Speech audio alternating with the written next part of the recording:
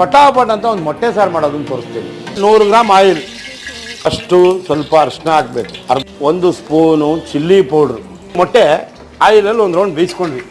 3 ಈರುಳ್ಳಿಯನ್ನು ಇದಕ್ಕೆ ಹಾಕ್ತೀನಿ, 2 ಟೊಮೊಟೊ.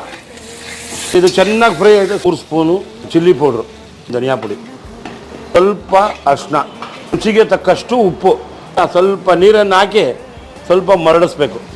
ನಾವು ಎಳೆ ಕಾವಲಿಟ್ಟು ಇದನ್ನು ಫ್ರೈ ಮಾಡ್ತೀವಿ.